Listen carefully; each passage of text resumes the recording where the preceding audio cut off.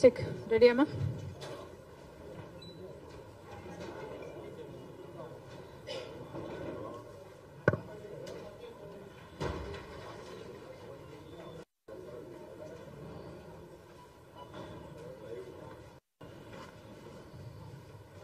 అన్నా ఓకే అన్నా.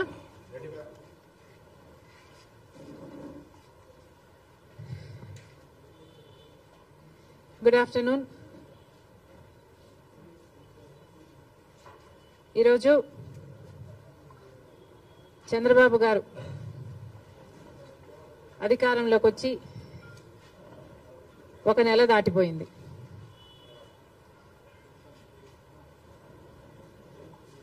చంద్రబాబు గారు కూటమి కలిపి చేసిన వాగ్దానాలు ఎన్నో ఉన్నాయి. అందులో భాగంగా సూపర్ 6 లో భాగంగా చంద్రబాబు గారు చేసిన వాగ్దానం మహిళలకు ఆర్టీసీ బస్సులలో ఫ్రీగా ప్రయాణం చేసే వెసులుబాటు. మరి చంద్రబాబు గారు నెల రోజులైనా ఈ చిన్న వాగ్దానాన్ని ఎందుకు నిలబెట్టుకోవడం లేదో సమాధానం చెప్పాల్సిన అవసరం ఉంది. ఎందుకంటే సూపర్ 6 లో భాగంగా చంద్రబాబు గారు మహిళల కోసం చేసిన ఈ వాగ్దానం చాలా ప్రాముఖ్యమైంది. ఇది మంచి పథకం కాబట్టే అటు తెలంగాణలో ఇటు కర్ణాటకలో అమలు చేసిన ఈ పథకాన్ని చంద్రబాబు గారు కూడా సూపర్ 6 లో భాగంగా చేర్చడం జరిగింది. మరి తెలంగాణ ప్రభుత్వం రేవంత్ రెడ్డి గారు కాంగ్రెస్ పార్టీ తరఫున ముఖ్యమంత్రి అయిన ప్రమాణ స్వీకారం చేసిన 2వ రోజే మహిళలకు, అమ్మాయిలకు, ట్రాన్స్జెండర్స్ కు ఆర్టీసీ బస్సులలో ఫ్రీ ప్రయాణం చేయగలిగారు, అమలు చేయగలిగారు. అధికారంలోకి వచ్చిన 2 రోజుకి. కర్ణాటకలో కాంగ్రెస్ పార్టీ అధికారంలోకి వచ్చిన 3 వారాలకే ఆర్టీసీలో మహిళలకు ఫ్రీగా ప్రయాణం చేసే వెసులుబాటు కలిగించగలిగారు. అక్కడ వాగ్దానం నిలబెట్టుకోవడానికి కూడా వాళ్ళకి ఎక్కువ సమయం పట్టలేదు. మరి చంద్రబాబు గారికి ఎందుకింత సమయం పడుతుందో చంద్రబాబు గారు చెప్పాలి. ఎందుకంటే మహిళలకు ఆర్టీసీ బస్సులలో ప్రయాణం చేసే ఈ పథకం చాలా యూస్ఫుల్ కాబట్టే ఈరోజు లేవనెత్తుతున్నాం. మహిళలు అన్న వాళ్ళు మన జనాభాలో సగం, హాఫ్ ద పాపులేషన్ కి డైరెక్ట్ గా వర్తించే పథకం ఈ పథకం. మహిళలకి రక్షణ కల్పించే పథకం కూడా. ఎందుకంటే మహిళలు ఒక చోటు నుంచి ఇంకో చోటికి వెళ్ళాలి అంటే ఆర్టీసీ బస్సులో అయితే సేఫే కాకుండా ఈ పథకం ద్వారా ఫ్రీగా అయితే మహిళలు ఎక్కువ ఆర్టీసీ బస్సులలోనే ప్రయాణం చేసే అవకాశము వీలు ఉంటుంది కాబట్టి వాళ్ళ పాపులేషన్ ఆర్టీసీ బస్సులో ఎక్కువ అయితే సే ఫర్ ఎగ్జాంపుల్ ముందు భాగంలో మొత్తం మహిళలకని రిజర్వేషన్ ఉంది కాబట్టి మహిళలు ఎక్కువ భాగం అయితే మోస్ట్ ఆఫ్ ద బస్ మహిళలు అయితే వాళ్ళకు సెక్యూరిటీగా కూడా ఉంటుంది కాబట్టి మహిళలకు పనికొచ్చే పథకం ఈ పథకం. మరి ఈ చిన్న పథకాన్ని అమలు చేయడానికి చంద్రబాబు గారికి ఇంత సమయం ఎందుకు పడుతుందో, దీంట్లో విధి విధానాలు ఏముంటాయో, పరిశీలించాల్సింది ఏముంటుందో మాకైతే అర్థం కావటం లేదు. ఎందుకంటే విధి విధానాలు దీంట్లో పరిశీలించి చేయాల్సింది ఏముంటుంది? మహిళలు అన్నాక మహిళలందరికీ వర్తిస్తుంది, ఆడపిల్లలందరికీ వర్తిస్తుంది. మరి దీంట్లో విధులు విధానాలు ఏముంటాయి? బస్సులోకి ఎక్కుతారు, వాళ్ళకు ఫ్రీగా ప్రయాణం చేసే వెసులుబాటు కలిగించాలి. ఇది ఇంత సింపుల్ పథకం కాబట్టే రేవంత్ రెడ్డి గారు రెండో రోజే దీన్ని అమలు చేయగలిగారు. ఏ పథకమైనా అమలు చేయడానికి చిత్తశుద్ధి ఉండాలి. రాజశేఖర రెడ్డి గారికి ఆ చిత్తశుద్ధి ఉంది కాబట్టే రాజశేఖర రెడ్డి గారు ఉచిత విద్యుత్తు అంత తొందరగా మొదటి సంతకంలోనే వాగ్దానం చేశారు. కాబట్టి విధి విధానాలు ఏమీ ఆలోచించకుండా మేనిఫెస్టోలో పెట్టిన అంశం కాబట్టి వెంటనే అమలు చేయడం కూడా జరిగింది. మరి అలాంటప్పుడు మహిళలకు ఇంతగా పనికొచ్చే ఈ పథకాన్ని చంద్రబాబు గారు ఇంత సమయం ఎందుకు పడుతుందో సమాధానం చెప్పాలి. ఇవే కాకుండా చంద్రబాబు గారి సూపర్ 6 లో మిగతా పథకాలకు కూడా చంద్రబాబు గారు వెంటనే అమలు చేయాలని డిమాండ్ చేస్తున్నాం. ఈరోజు కొత్తగా నిన్న చంద్రబాబు గారు ఇచ్చిన జియో ప్రకారము అమ్మకి వందనం అనే పథకం, అమ్మకి వందనం అనే పథకంలో చంద్రబాబు గారు వాగ్దానం చేసినప్పుడు ప్రతి తల్లికి ఎంతమంది బిడ్డలుంటే అంతమంది, ఒకరుంటే 15,000 వస్తుంది, ఇద్దరుంటే 30,000 వస్తుంది, ముగ్గురుంటే 45,000 వస్తుంది, నలుగురుంటే ఏకంగా 60,000 వస్తుంది అని చంద్రబాబు గారు ఊదరగొట్టి మరీ క్యాంపెయిన్ చేశారు. మరి ఈ స్కీమ్కు విధి విధానాలు ఎలా ఉంటాయి? చంద్రబాబు గారు నిన్న విడుదల చేసిన జీవోలో అయితే ప్రతి తల్లికి అని రాశారు. అంటే ఈ పథకం ప్రతి తల్లికి 15,000నా లేకపోతే ప్రతి బిడ్డకు 15,000నా? చాలా కన్ఫ్యూజింగ్ గా ఉంది. ఈ సాక్షి పత్రిక అయితే ప్రతి తల్లికి 15,000 మాత్రమే, అంటే ఒక్కరికే ఇస్తారు, తల్లికి ఇస్తారు, ఒక బిడ్డకు చొప్పునే ఇస్తారు, మిగతా వాళ్ళకందరికీ ఎగనామం పెడతారు అని సాక్షి రాయడం జరిగింది. మరి చంద్రబాబు గారు దీనికి క్లారిటీ ఇవ్వాలి. ఈ పథకం వర్తిస్తున్నది ప్రతి తల్లికి 15,000 లేకపోతే ప్రతి బిడ్డకు 15,000? చంద్రబాబు గారు వాగ్దానం చేసినట్టు ప్రతి బిడ్డకు 15,000 ఇవ్వాలని, ఆ లెక్కన నలుగురు బిడ్డలుంటే 60,000 ఇవ్వాలని మేము డిమాండ్ చేస్తున్నాం. ఇంకో మారు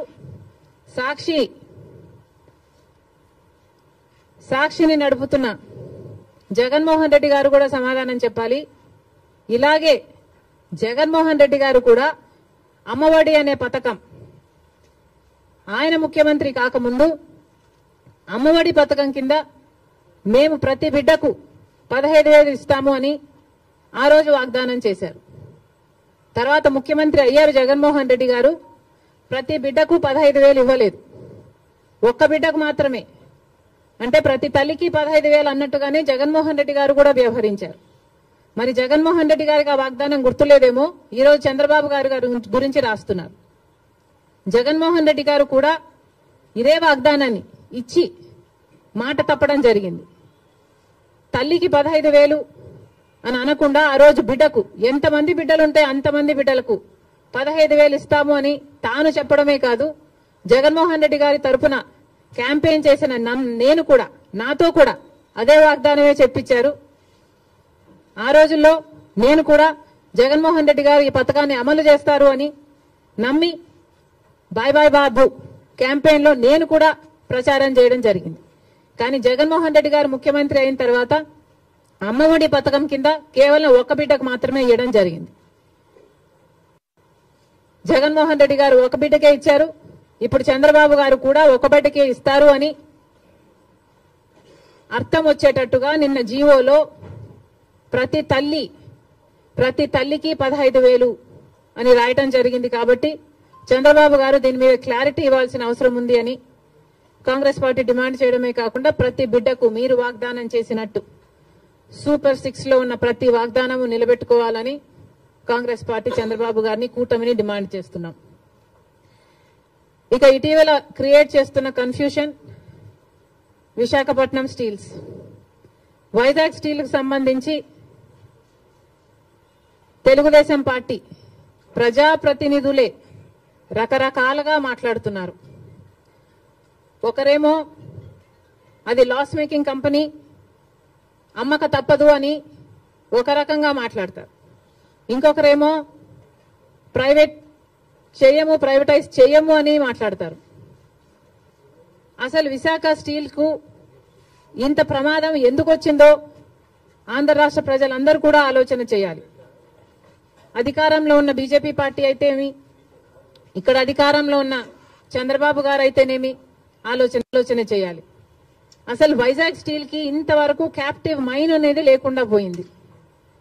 రాజశేఖర రెడ్డి గారి హయాంలో రాజశేఖర రెడ్డి గారు వైజాగ్ స్టీల్ కి ఒక క్యాప్టివ్ మైన్ ఉండాలి అనే ఉద్దేశంతో అనంతపూర్ దగ్గర ఒక మైన్ ఐడెంటిఫై చేయడమే కాకుండా ట్రైపార్టీ అగ్రిమెంట్ స్థాయి వరకు కూడా క్యాప్టివ్ మైన్ కోసం ప్రయత్నం చేయడం జరిగింది.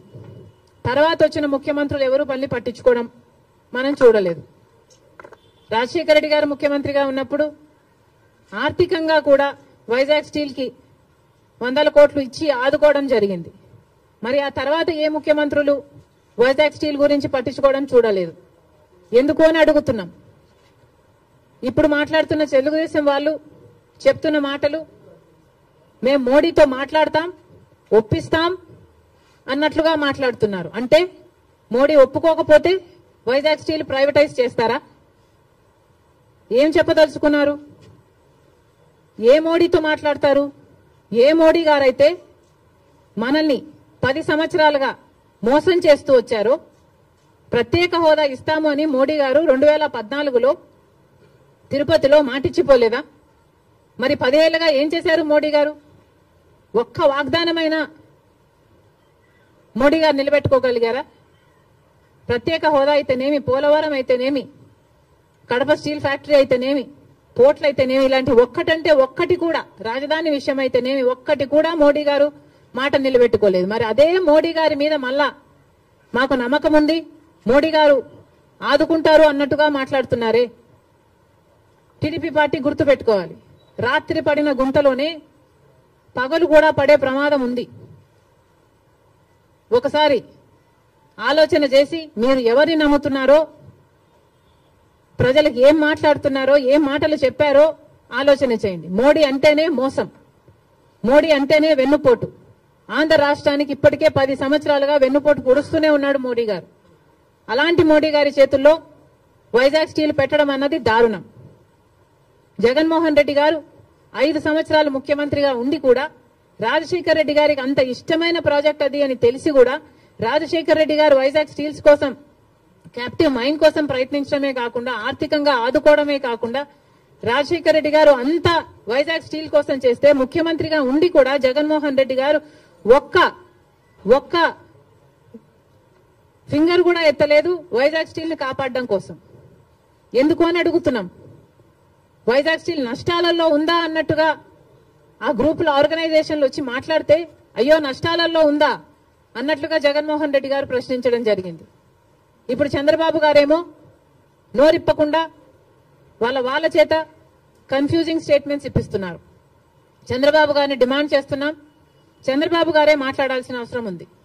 చంద్రబాబు గారే ఢిల్లీలో మీడియా కాన్ఫరెన్స్ పెట్టి, ఢిల్లీ పెద్దలు కూటమి అందరూ కలిసి వైజాగ్ స్టీల్ ప్రైవేటైజ్ చేయబోము అన్న కాన్ఫిడెన్స్ అన్న మాట ఆంధ్ర రాష్ట్ర ప్రజలకు చంద్రబాబు గారు చెప్పాల్సిన అవసరం ఉంది. ఇవన్నీ ఒక ఎత్తైతే ఈరోజు రాజశేఖర రెడ్డి గారు ఉమ్మడి ఆంధ్ర రాష్ట్ర నాయకుడిగా 2 సార్లు గెలిచిన నాయకుడు. అలాంటి నాయకుడికి రాజకీయాలు ఆపాదిస్తూ గెలుపు ఓటములను ఆపాదిస్తూ ఈరోజు రాజశేఖర రెడ్డి గారి విగ్రహాలను ధ్వంసం చేస్తున్నారు టీడీపీ గూండాలు. ఇది ఎక్కడి న్యాయమని అడుగుతున్నాం. రాజశేఖర రెడ్డి గారు మన రాష్ట్రం కోసం ఎన్నో అద్భుతమైన పథకాలు చేయడం నిజం కాదా? మన రాష్ట్ర ప్రజల కోసం తాను బతికినంత కాలం సేవలు చేస్తూ పోరాటాలు చేస్తూ బతకడమే కాకుండా చచ్చిపోయేటప్పుడు కూడా ఆఖరికి రచ్చబండకని వెళ్లి ప్రజల కోసం తప్పించి చనిపోయిన మాట వాస్తవం కదా? మరి అలాంటప్పుడు అంత పెద్ద మనిషి, అంత మంచి మనిషి అయిన రాజశేఖర రెడ్డి గారి విగ్రహాల జోలికి తెలుగుదేశం పార్టీ వాళ్ళు ఎందుకు వెళ్తున్నారో చంద్రబాబు గారు వాళ్ళ నాయకులు సమాధానం చెప్పాలి. రాజశేఖర రెడ్డి గారు ఏదో వైసీపీ నాయకుడు అన్నట్టుగా వ్యవహరించడం జరుగుతుంది. వైసీపీ వాళ్ళు హత్యా రాజకీయాలు చేసుండొచ్చు, గుండా రాజకీయాలు చేసుండొచ్చు, కక్ష రాజకీయాలు చేసుండొచ్చు, మేము కాదంటం లేదు. కానీ దానికి రాజశేఖర రెడ్డి గారికి ఏమిటి సంబంధం అని అడుగుతున్నాం. వైఎస్ఆర్ సిపి అంటే యువజన శ్రామిక రైతు party. YS Rajasekhara Reddy party కాదది. వైసీపీలో రాజశేఖర రెడ్డి గారు లేరు, రాజశేఖర రెడ్డి గారి పథకాలు లేవు, రాజశేఖర రెడ్డి గారి ఆశయాలను నిలబెట్టే వాళ్ళు లేరు. మరి అలాంటప్పుడు రాజశేఖర రెడ్డి గారి విగ్రహాలను ఎందుకు పగలగొడుతున్నారో తెలుగుదేశం పార్టీ వాళ్ళు ఒకసారి ఆలోచించాలి.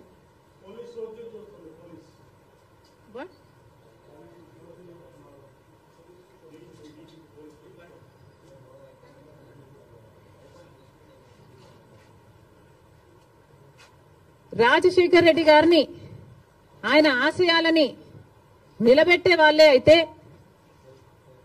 రాజశేఖర రెడ్డి గారు తలపెట్టిన జలయజ్ఞంని జగన్మోహన్ రెడ్డి గారు ఎందుకు విస్మరించారు? రాజశేఖర రెడ్డి గారు తన ప్రాణం కంటే ఎక్కువ నేను ఇందుకోసమే పుట్టాను, జలయజ్ఞం కోసమే పుట్టాను అని రాజశేఖర రెడ్డి గారు అంతగా జలయజ్ఞం కోసం తప్పిస్తే జగన్మోహన్ రెడ్డి గారు 6 నెలల్లో జలయజ్ఞం మొత్తం పూర్తి చేస్తానన్న జగన్మోహన్ రెడ్డి గారు కనీసం ఒక్క ప్రాజెక్టు కూడా ముట్టుకోలేదు. మరి వైసీపీలో రాజశేఖర రెడ్డి గారు ఉన్నారో లేదో ఆలోచన చేసుకోవాలి. రాజశేఖర రెడ్డి గారి ఎంతో ఇష్టమైన ఫీజు రీయింబర్స్మెంట్, ఇలాంటి పథకాలకు కూడా వైసీపీ ఈ రోజు వరకు కూడా అధికారంలోంచి దిగిపోయే రోజు వరకు కూడా 4,000 కోట్లు బాకీ పడింది. చిక్కీలకు, స్కూల్ యూనిఫాములకు, ఆఖరికి కోడిగుడ్లకు కూడా బిల్లులు కట్టలేదట. మరి అలాంటప్పుడు రాజశేఖర రెడ్డి గారి ఆశయాలను నిలబెట్టే పార్టీ వైసీపీ పార్టీ అని ఎందుకు అనుకుంటున్నారు? అది కాదు కాబట్టే ఈరోజు ప్రజలు వైసీపీకి అంత బుద్ధి చెప్పారు, గోతి తీసి పాతి పెట్టడం జరిగింది. మళ్లీ చెప్తున్నాం, వైసీపీ అంటే యువజన శ్రామిక రైతు పార్టీ, వైఎస్ఆర్ పార్టీ కానే కాదు. రాజశేఖర రెడ్డి గారికి వైసీపీ పార్టీకి అసలు సంబంధమే లేదు. రాజశేఖర రెడ్డి గారు is a tall leader of the Congress party. Congress party ముఖ్యమంత్రిగా 2 సార్లు కాంగ్రెస్ పార్టీని రాష్ట్రంలోనే కాకుండా దేశంలో కూడా అధికారంలోకి తీసుకొచ్చిన గొప్ప నాయకుడు రాజశేఖర రెడ్డి గారు. రాజశేఖర రెడ్డి గారు is a Congress man. He lived a congressman and he died a congressman. He was faithful to the Congress party, and as much as he was faithful to the Congress party was also faithful to Rajshekar Reddy garu, and 2 సార్లు ముఖ్యమంత్రిని చేసింది. రాజశేఖర రెడ్డి గారి కోరిక మేరకు రుణమాఫీ అయితేనేమి, ఉపాధి హామీ పథకం అయితేనేమి, ఇలాంటివి ఎన్నో రాజశేఖర రెడ్డి గారి ద్వారా కాంగ్రెస్ పార్టీ ఆంధ్ర రాష్ట్రంలో అమలు చేయగలిగింది.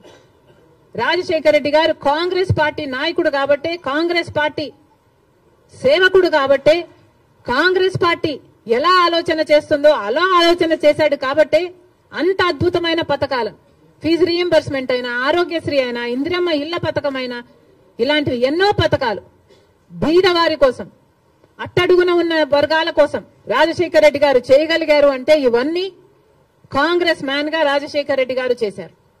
మళ్ళీ చెప్తున్నాం, ఈరోజు కాంగ్రెస్ మ్యాన్ గా రాజశేఖర రెడ్డి గారు నిలిచారు, బతికారు, అలాగే చచ్చిపోయారు. వైసీపీ పార్టీని అడుగుతున్నాం. మొన్న YCP party Congress party TDP పార్టీకి తోక పార్టీ అన్న కమెంట్ చేశారు. మేము కాదు తోక పార్టీ, బీజేపీ పార్టీకి తోక పార్టీ వైసీపీ పార్టీ. అధికారంలో ఉన్న 5 సంవత్సరాలు వైసీపీ పార్టీ బీజేపీ పార్టీకి ఊడిగలు చేసింది. ఎక్కడ వాళ్ళకి ఏ అవసరం ఉంటే ఆ బిల్లుకు అప్పుడు అక్కడ మద్దతు ఇచ్చారు. బీజేపీ పార్టీకి సంబంధించిన ఏ బిజినెస్ మ్యాన్ ఉన్నా, ఏ నాయకుడున్నా, రాజ్యసభ కావాలంటే రాజ్యసభ, టీటీడీ కావాలంటే టీటీడీ, ఏది పడితే అది బీజేపీకి తొత్తులుగా పనిచేసిన పార్టీ వైసీపీ పార్టీ. అధికారంలో ఉన్నప్పుడు ప్రత్యేక హోదాను తాకట్టు పెట్టడమే కాకుండా రాష్ట్ర భవిష్యత్తును కూడా తాకట్టు పెట్టిన పార్టీ వైసీపీ పార్టీ. బీజేపీ పార్టీకి అధికారంలో 5 సంవత్సరాలు ఊడిగలు చేయడమే కాకుండా ఇప్పుడు కూడా స్పీకర్ విషయంలో, మొన్న జరిగిన స్పీకర్ ఎన్నికల విషయంలో మళ్ళీ అదే బీజేపీ పార్టీకి మద్దతిచ్చాడు జగన్మోహన్ రెడ్డి గారు. మణిపూర్ ఘటనలతో సహా మొత్తం ఏది చూసుకున్నా కూడా బీజేపీ పార్టీతోనే ఉన్నాడు జగన్మోహన్ రెడ్డి గారు. మరి బీజేపీ పార్టీకి తొత్తుగా ఉన్నది, తోక పార్టీగా ఉన్నది, ఉంచుకున్న పార్టీగా ఉన్నది వైసీపీ పార్టీ. మళ్ళీ చెప్తున్నాం, కాంగ్రెస్ పార్టీ ఒక నిబద్ధత కలిగిన పార్టీ, నిజాయితీ ఉన్న పార్టీ.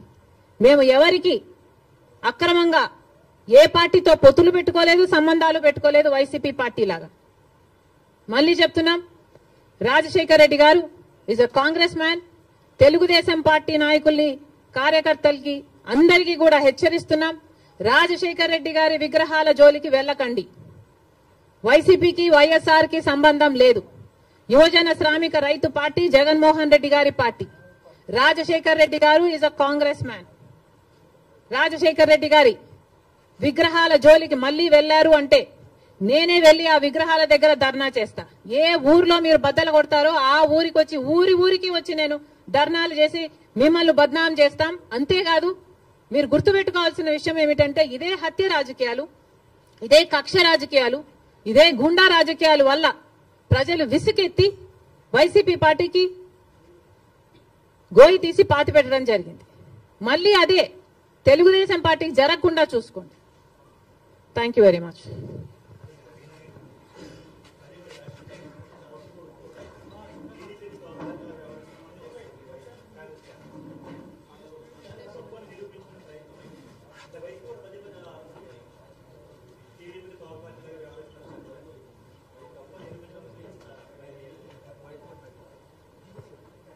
కాదమ్మా, కాంగ్రెస్ పార్టీ ఎవరికి తోక పార్టీగా మేము ఎవరికి ఎప్పుడు వ్యవహరించలేదు కదా. మీరు ఎట్లా నిరూపిస్తారు మేము తోక పార్టీ అని? నేను ఇన్ని ఉదాహరణలు ఇస్తున్నా కదా, జగన్మోహన్ రెడ్డి గారు బీజేపీకి ఎలా తోక పార్టీగా మారారు, ఎలా తోక పార్టీగా ఉన్నారు అని నేను ఇన్ని ఎగ్జాంపుల్స్ ఇచ్చా, ఇన్ని ఇన్స్టెన్సెస్ ఇచ్చా కదా. మణిపూర్ అయితేనేమి, స్పీకర్ అయితేనేమి, మీరు బీజేపీ పార్టీ వాళ్ళకి అధికారం ఇవ్వడం అయితేనేమి, మీరు అధికారంలో ఉన్నప్పుడు వాళ్ళు బిజినెస్ లీడర్ అయితేనేమి, ఇవన్నీ మేము చెప్తున్నాం. మీరు నిరూపించండి. కాంగ్రెస్ పార్టీ ఎక్కడ తెలుగుదేశం పార్టీకి తోక పార్టీగా ఉన్నారు? ఒక్క చోట అంటే ఒక్క చోట కూడా మేము బీజేపీ పార్టీకి కానీ, తెలుగుదేశం పార్టీకి కానీ, పవన్ కళ్యాణ్ పార్టీతో గాని మాకు ఎటువంటి, వైసీపీ పార్టీతో కూడా ఎటువంటి సంబంధాలు లేవు. Congress party is the only opposition in the state of Andhra Pradesh. Because ఒక పక్క బీజేపీ పార్టీ ఉంది, ఆ బీజేపీ పార్టీతోనే కలిసి ఉన్నారు తెలుగుదేశం పార్టీ అయినా, వైసీపీ పార్టీ అయినా, జనసేన పార్టీ అయినా. బీజేపీ పార్టీ ఆంధ్ర రాష్ట్రంలో ఈ రోజు వరకు కూడా రాజ్యం ఏలుతుంది. కారణం ఏమిటి అంటే బీజేపీకి అర్థం ఆంధ్రప్రదేశ్ లో బాబు, జగన్, పవన్ కాబట్టి. వీళ్ళలో ఏ ఒక్కరు అధికారంలో ఉన్నా బీజేపీ పార్టీ అధికారంలో ఉన్నట్టే. ఎందుకంటే బీజేపీ పార్టీతో వీళ్ళు పొత్తులు పెట్టుకున్న పార్టీలు. ఒకరు సక్రమంగా పెట్టుకుంటే ఇంకొకరు అక్రమంగా పెట్టుకున్న పార్టీలు, అంతే తేడా. ఒకరు బహిరంగంగా పెట్టుకుంటే ఇంకొకరు రహస్యంగా పెట్టుకున్నారు, అంతే తేడా. కానీ ఆ మొత్తం బీజేపీతోనే ఉన్నారు. జగన్మోహన్ రెడ్డి గారైనా, చంద్రబాబు గారైనా, జనసేన పవన్ కళ్యాణ్ గారైనా. ఒక్క కాంగ్రెస్ పార్టీ మాత్రమే ప్రజల పక్షాన నిలబడింది, ప్రతిపక్షంలో నిలబడిన పార్టీ ఈ రోజు ఆంధ్ర రాష్ట్రంలో.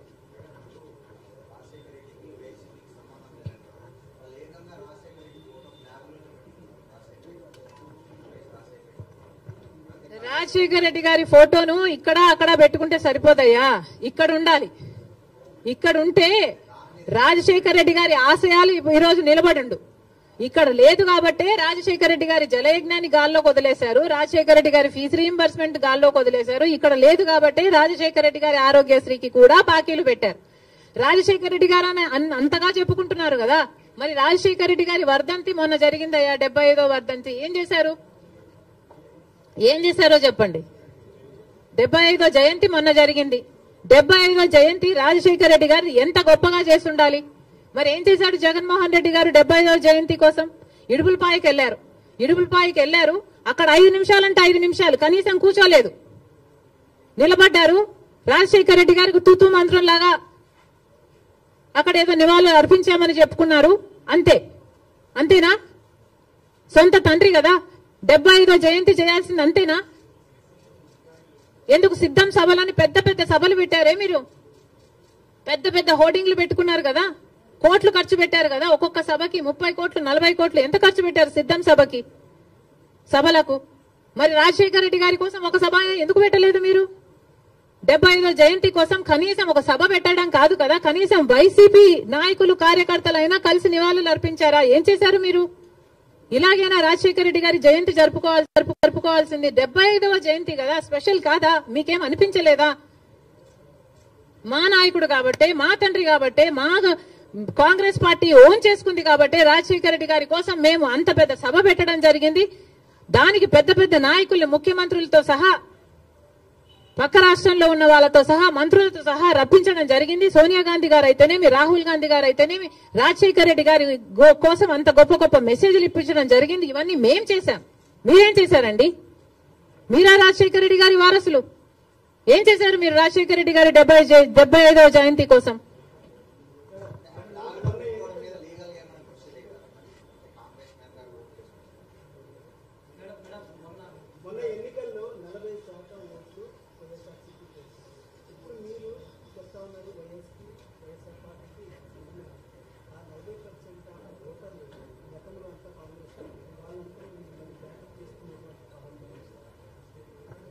తప్పకుండా చేస్తాం, ఎందుకు చేయకూడదు? ఏ 39% వైసీపీకి ఓట్లేసిన వాళ్ళు ఉన్నారో వాళ్ళందరూ చంద్రబాబు గారు ముఖ్యమంత్రి కాకూడదు అని ఓట్లేసిన వాళ్ళు. అంటే గత ఎన్నికలు మొత్తము చంద్రబాబు ముఖ్యమంత్రిగా కావాలా, లేకపోతే చంద్రబాబు గారు ముఖ్యమంత్రిగా వద్దా అన్న లైన్ మీద జరిగింది. ముఖ్యమంత్రిగా చంద్రబాబు గారు వద్దు అనుకున్న వాళ్ళు మొత్తం వైసీపీకి వేశారు. ఎందుకంటే కాంగ్రెస్ కి ఆ ఛాన్స్ లేకపోయింది కాబట్టి, కాంగ్రెస్ వాజ్ టూ వీక్ కాబట్టి ముఖ్యమంత్రి స్థాయిలో చంద్రబాబు వద్దు అన్న వాళ్ళు జగన్మోహన్ రెడ్డి గారికి వేశారు. తప్పితే జగన్మోహన్ రెడ్డి గారు ఫ్యాన్స్ ఏం కాదు. వాళ్ళంతా కాంగ్రెస్ పార్టీ నుంచి అక్కడికి పోయిన వాళ్ళే. వాళ్ళంతా మా వాళ్ళండి. మా వాళ్ళని మళ్ళీ మేము ఓన్ చేసుకోవడంలో తప్పేముంది? ముమ్మాటికి ట్రై చేస్తాం. The 39% is actually belongs to the Congress. మా ఓటు బ్యాంక్ అది. చూపిస్తాం అది కూడా 2029 కల్లా.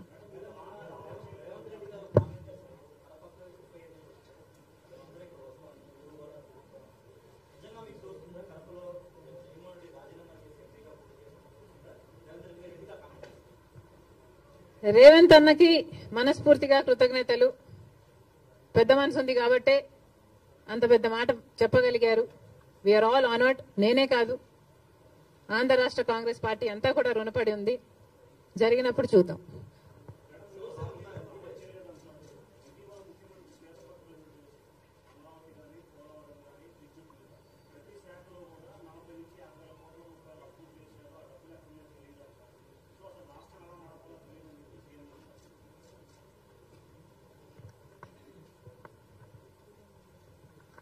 రాష్ట్రం ఎలా నడపాలో సీఎం తెలియదు అని చెప్తున్నారు అంటే నేను నమ్మను.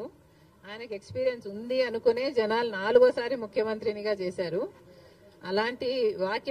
అలాంటి స్టేట్మెంట్ ఇచ్చుంటాడు అని నేను అనుకోను. ఒకవేళ ఇచ్చుంటే that's very very irresponsible. He has to figure out a way how to take this forward. చాలా అన్యాయం.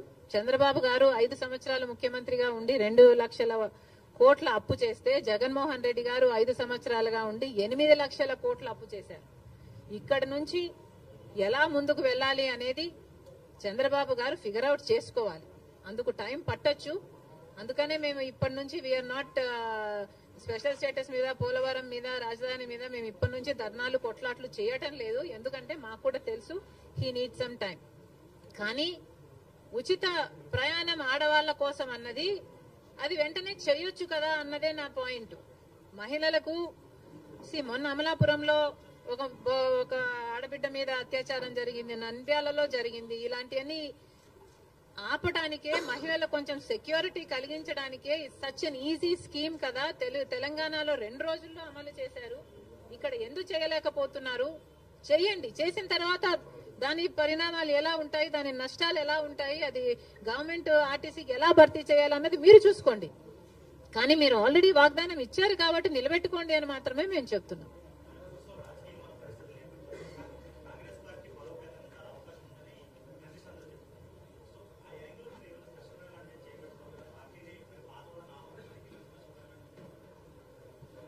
కాంగ్రెస్ పార్టీని బలపరచాలి.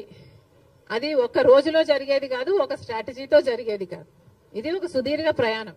కాకపోతే 5 సంవత్సరాల టైం ఉంది కాబట్టి ఈ టైంను సద్వినియోగం చేసుకోవాలి.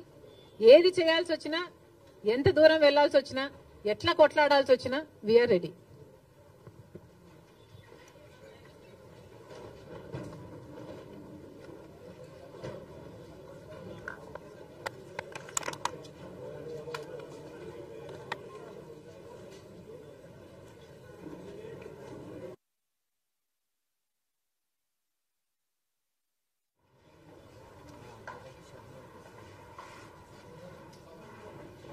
పథకం ప్రతి తల్లికి 15,000నా లేకపోతే ప్రతి బిడ్డకు 15,000నా?